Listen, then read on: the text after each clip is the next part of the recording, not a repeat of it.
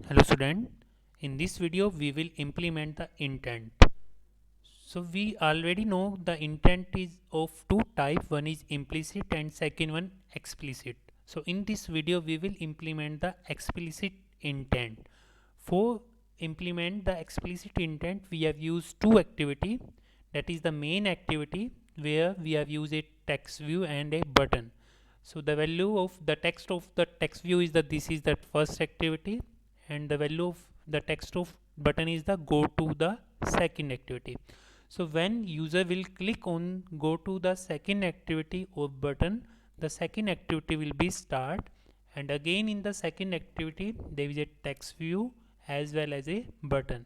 So in the second activity, when user will press the button, it will simply direct to the first activity or main activity. So we will come on the first activity. So that is the layout, that is the execution of the app. So in this app we have used two activity.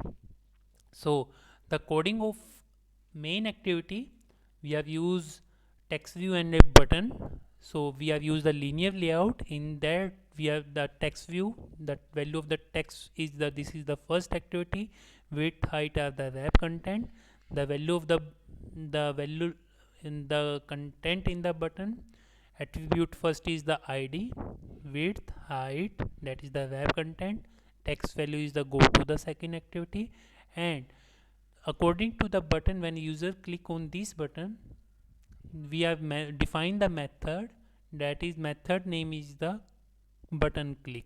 So that attribute is also defined in the XML file. The property we have used is the on click. So on click, the method name will be your button click. So instead of writing the on click method, we are define the button click. So I just come on the Java file, that is the Java file where the code you will see some class we have to import, one is for your intent and second one for view. So then on create super on create set content view, that is the code already written. So we have to add the coding in the button. So the button method is the button click. So public void button click view. Instead we want to start the second activity. So for the second activity we have used the Java file main to activity.java. So we want to start that activity. So we have create the intent I new intent. So the first argument is your current app, current context. So to obtain that we have simply used the method get application context, and what activity we want to start, main to activity dot class. So to start the intent we have used the method start intent I. So your in activity will be start when user will click on the button, main to activity will be start. So here to create the second activity, what we how to we create, we are just simply click on the app folder. In the app folder the option will become new. In the new we have to go on the activity, and in activity we have to select the option empty activity. So when we simply select that option empty activity, automatic a Java file and XML file is created. So by clicking on the new, we want, if we want to change the name of the Java file or layout file, we can make the change, otherwise we simply click on the finish. So after clicking on the finish, automatic a Java file main3 activity will be created, as well as a XML file also created using the option which we are covered. So that is the part. By this the activity main3 activity Java file as well as activity underscore main3 XML file will be created. So I just come on the second activity. I just come on the second activity. So in the second activity, we have used text view. We have display the text. This is the second activity, and the button go to the first button. So I just come on the XML file of the second activity. So here we have also used, so we have used the linear layout text view. The value is your, this is second activity, and button, the button value is your go to the first activity. So same here, when user will click on this button, when user will click on this button, the method you have defined using the on click method, that is the method name is the call first activity, call first activity. So I am come on the Java file.